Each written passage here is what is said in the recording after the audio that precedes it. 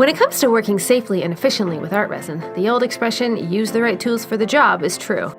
Each resin tool is used for a specific purpose, so it's important to use the correct tools and to use them correctly to save you time, effort, and money. If you're new to working with resin though, you might not know what you need.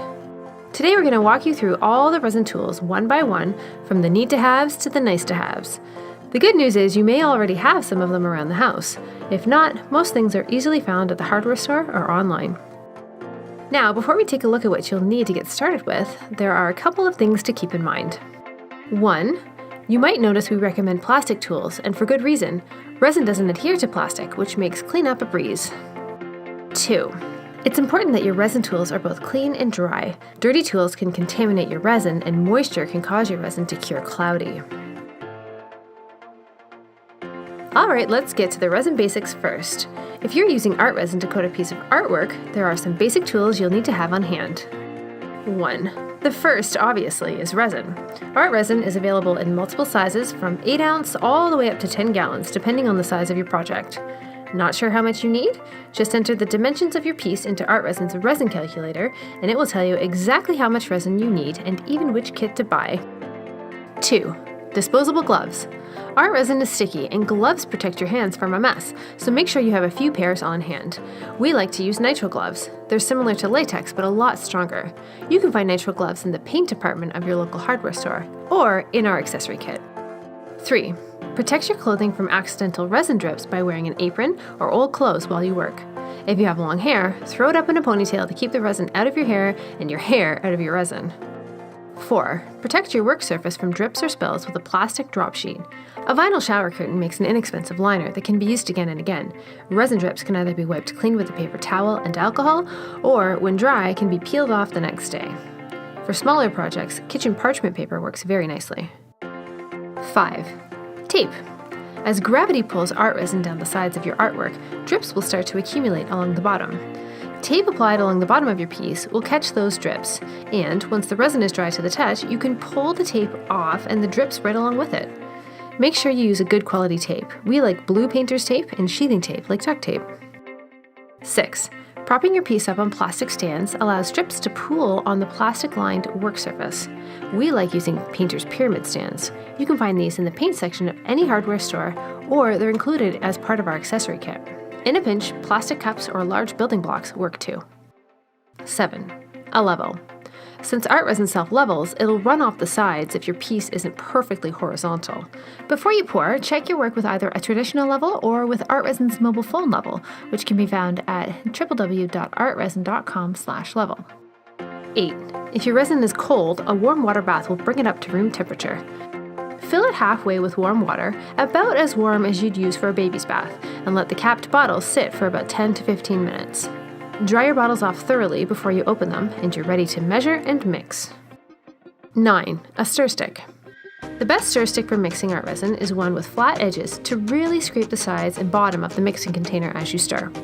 A stir stick is an important tool because if any of the resin or hardener remains unmixed on the sides of your container, the resin may not cure properly. A stir stick with a flat side scrapes the container much more effectively than something rounded like a spoon. You can use wood craft sticks or tongue depressors, but they'll need to be tossed after each use. 10. A measuring cup. Resin and hardener that's not measured accurately won't cure, so it's important to use a cup with well-marked lines to avoid guessing. It doesn't matter if you measure the resin first or the hardener, as long as both amounts are precisely equal. Choose a mixing cup made of plastic. When you're finished, place your cup upside down on a plastic-lined surface. The next day, when the resin is cured, peel it off and you can use your cup again. 11. A spreader. Art resin will naturally self-level after you pour it, but a flat plastic spreader distributes it evenly over your piece. Art Resin's spreader, available in our accessory kit, has 3 different jagged edges to allow you to control the volume of resin you're spreading. If you only wish to apply art resin to a specific area of your piece, you can use a popsicle stick or a toothpick to place it where you want it. If you'd like to let the resin sit only on the top of your artwork without going over the sides, a small spatula or plastic knife works very nicely to nudge the resin right to the edge without spilling over. If you'd like to apply resin to the sides of your piece, you can use your gloved hands or a foam brush. 12. An artist torch. Mixing resin creates bubbles, and these need to be removed before the art resin cures. Blowing them out through a straw or poking them with a toothpick aren't effective. Hair dryers don't get hot enough, and a heat gun is a good option when you're working with silicone molds, but for most resin work, nothing beats a flame torch to get rid of the bubbles. A small butane torch, like our artist torch, works well for most projects.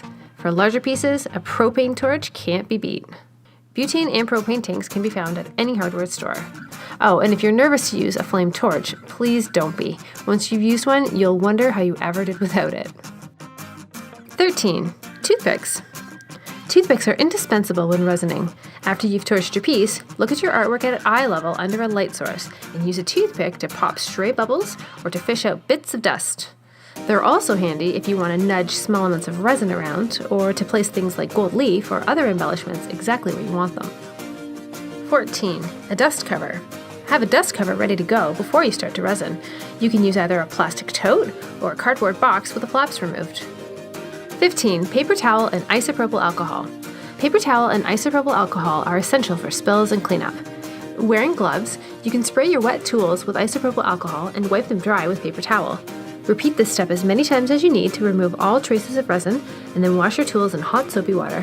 Or, if you prefer, you can lay the wet tools on a plastic surface overnight. The next day, the cured resin will peel right off. Because alcohol breaks down art resin, you don't want to use alcohol to clean your hands. Instead, just use hot water and soap. 16. An exfoliant hand cleaner. The kind from the hardware store works very well, or in a pinch, you can dry rub your hands with a small amount of poppy seeds or salt and some liquid dish soap to remove the art resin, then rinse well with water. Once you've got the basics down, it's time to let your creativity start to flow. Depending on which project you want to try next, you'll need to add a few things to your resin toolbox. Let's take a closer look. Silicone molds are perfect for casting small resin projects. Plastic molds can rip or warp, but a silicone mold is flexible so you can peel it back from the cured art resin. It pops right back into shape and you can use them over and over again. An easy way to get started with silicone molds is to make coasters.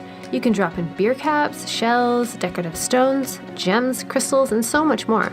You can even make your own custom molds with mold making material, a 2-part silicone product. Alcohol ink. Use alcohol ink to create petri dish art. Just squeeze alcohol ink drops into mixed art resin in a silicone mold, followed with ink sinker to push the colors down through the resin to create tendrils, squiggles, and other cool effects. It looks so impressive, and it's so easy to do. Colorants, plastic cups, and popsicle sticks. Art resin looks beautiful when it's tinted. For best results, choose a colorant designed specifically for use with resin, like our resin tint. Mix your batch of art resin and portion it out into plastic cups, one for each color. Stir the colorant in with a popsicle stick until the resin is one consistent color. A little goes a long way, so always start with less than you think you need. An easy way to test the color is to pull a little up the side of the plastic cup. Wood panels and metal trays. Epoxy resin is heavy, so strong surfaces like wood panels are a great choice when working with resin. You can mount prints, photos, or even paint directly on the panel and coat it with art resin for a modern-looking finish. Cradled wood panels contain a lip to contain the resin and work very nicely when pouring tinted resin for flow art or ocean art. Metal serving trays also work very well for this purpose. Heat gun and hair dryer. When you're making flow art or ocean art, use a heat gun or a hair dryer on low to gently push the layers of tinted resin around to create effects like lacing and cells. You can finish it off with a quick pass of a flame torch to pop any bubbles. A heat gun is great to use when working with silicone molds. Inclusions. You can add little embellishments to your work to create interest and texture. You can add flakes of gold leaf, you can add crushed glass or crystals to replicate geodes, you can add sparkle with glitter, you can create coasters with beer caps, shells, rocks, glass tiles, dried flowers. You get the idea. Just make sure that whatever you're adding to the resin is thoroughly dry. Sandpaper. From time to time, you may find your resin cured with a bubble or a bit of dust or hair in it. Not to worry, this is easily fixed by pouring a fresh coat of resin, but before you do that, you'll need to sand down the first coat to rough it up so that the fresh resin has something to grab onto. Use coarse sandpaper like 80 grit over the entire surface, paying particular attention to sand out the problem area. It's gonna look a mess, but don't worry. Once you wipe away all the sanding dust and pour your fresh coat, it'll look as good as new. Ready to grab your supplies and get started? The bottom line is that when it comes to working with resin, having the right tools helps you get the best result.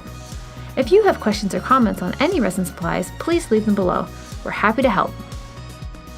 Till next time, thanks for watching.